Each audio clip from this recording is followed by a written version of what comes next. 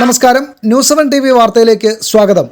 Artisan സഹകരണ സംഘത്തിന്റെ 10ാമത് ജന്മദിന സമ്മേളനം പെരുമ്പാവൂർ ദർശനം ഓഡിറ്റോറിയത്തിൽ നടന്നു. MLA അഡ്വക്കേറ്റ് എൽദോസ് കുന്നപ്പള്ളി സമ്മേളനം ഉദ്ഘാടനം ചെയ്തു.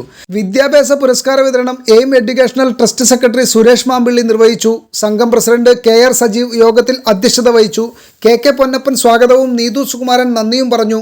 സെക്രട്ടറി മണിരാജൻ റിപ്പോർട്ട് അവതരിപ്പിച്ചു. PK Balan, MN Sajeev, PG Narayanan, KN Mohanan, PP Sankaran, Latha Sibi, Bindu Vinoj എന്നിവർ പ്രസംഗിച്ചു. 10-60-65 ലക്ഷം രൂപയോളം ലോണും കൊടുത്തിട്ടുള്ള ഒരു സഹകരണ സ്ഥാപനമാണ്.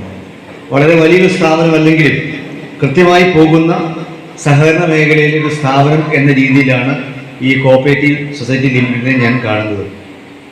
പ്രത്യേകിച്ച് നമുക്കറിയാം, ആർട്ടിസാൻസ് മേഖലയിലുള്ള ആളുകൾ അഭിമുഖീകരിക്കുന്ന പ്രശ്നങ്ങളും പ്രതിസന്ധികളും ഇന്നും 10-20 വർഷം മുമ്പ് എങ്ങനെയാണോ അതുപോലെ നിലനിൽക്കുകയാണ്.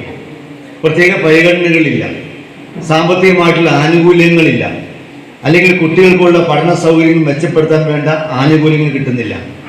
ഒരു സമുദായത്തിൻ്റെ മഹാഭൂരിപക്ഷം ആളുകളും ആവശ്യപ്പെടുന്ന പല കാര്യങ്ങളും ഇപ്പോഴും ഈ മേഖലയിൽ ഗവൺമെൻറ്റിൽ നിന്ന് ലഭ്യമായിട്ടില്ല എന്നുള്ള വസ്തുതയും നമുക്കറിയാം. അതിൻ്റെ വിശദാംശങ്ങളിലേക്കൊന്നും ഞാൻ കടന്നു പോകുന്നില്ല. പക്ഷേ പ്രതിസന്ധിയിലൂടെ കടന്നു പോകുന്ന ഒട്ടേറെ കരകൗശല മേഖലയിലുള്ള ആളുകൾ ഇന്നും ഈ സമൂഹത്തിലുണ്ട് എന്നുള്ളത് ഒരു യാഥാർത്ഥ്യമാണ്.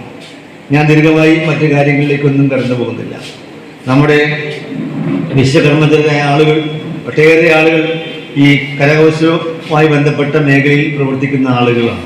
അവരുടെ സാമ്പത്തിക അഭിവൃദ്ധി ഇന്ന് ഞാൻ പറഞ്ഞതുപോലെ മുൻകാലങ്ങളിലെ മറ്റു സമുദായത്തിലുള്ള ആളുകൾ വാങ്ങിയതുപോലെയുള്ള അഭിവൃദ്ധി ഉണ്ടാക്കുവാൻ കഴിഞ്ഞിട്ടില്ല എന്നുള്ളത് ഈ മേഖലയിൽ നമുക്ക് കൂടുതൽ കരുത്താർജിക്കാൻ കഴിയാതെ പോകുന്നു.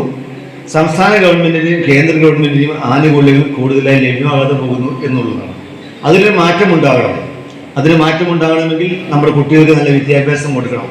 അവർ മികച്ച രീതിയിൽ മുന്നോട്ട് പോകണം. നമുക്കറിയാം, ഇന്ന് ചെറുപ്പക്കാരുടെ എണ്ണം ഏറ്റവും കുറഞ്ഞുകൊണ്ടിരിക്കുകയാണ്. ഈ കഴിഞ്ഞ പാർലമെന്റ് ഇലക്ഷനുമായി ബന്ധപ്പെട്ട് വീട് വീടാന്തരം കയറി ഇറങ്ങിയപ്പോൾ ഒരു ബൂത്തിൽ 100 പേരാണ് സ്ഥലത്തില്ലാത്തത്. ഈ 100 പേര് ഇല്ലാത്ത ആളുകളിൽ ഭൂരിപക്ഷം 100 പേരെങ്കിലും സ്ഥലത്തില്ലാത്തവരാണ്. അവർ വിദേശ രാജ്യങ്ങളിൽ പഠിക്കാൻ പോയവരാണ്. വിദേശ രാജ്യങ്ങളിൽ പഠിക്കാൻ പോയ കുട്ടികൾക്ക് ജോലി ചെയ്യാൻ പോയ ആളുകൾ 100 പേര് ഒരു ബൂത്തിൽ വോട്ട് ചെയ്യാൻ വരുന്നില്ല. കാരണം അവർ നാട് വിട്ട് പോയി കഴിഞ്ഞു.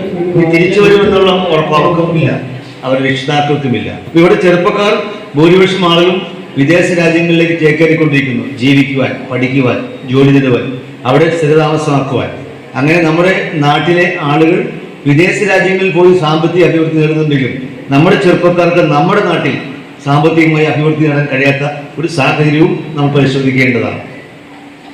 ഈ സാഹചര്യങ്ങളൊക്കെ തന്നെ നിലനിൽക്കുമ്പോഴും ഒട്ടേറെ ചെറുപ്പക്കാരും യുവാക്കളുമൊക്കെ ബിസിനസ്സിലൂടെയും വ്യവസായത്തിലൂടെയും ഉന്നത വിദ്യാഭ്യാസത്തിലൂടെയും ഈ നാട്ടിനെ തന്നെ ജോലി ചെയ്ത് ഈ നാടിനെ വളർത്തുവാൻ വേണ്ട ശ്രമം കൂടി നടത്തിക്കൊണ്ടിരിക്കുകയാണ്.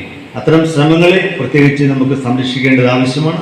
സംഘത്തിൻ്റെ പ്രവർത്തനങ്ങൾ മികച്ച രീതിയിൽ ഇതുപോലെ കഴിവുള്ള പ്രാപ്തരായ കുട്ടികളെ സഹായിക്കുന്ന രീതിയിലേക്ക് സംഘത്തിൻ്റെ പ്രവർത്തനം കൂടി മുന്നേറണം എന്ന് മാത്രം സൂചിപ്പിച്ചുകൊണ്ട് എൻ്റെ വാക്കുകൾ അവസാനിപ്പിക്കുന്നു.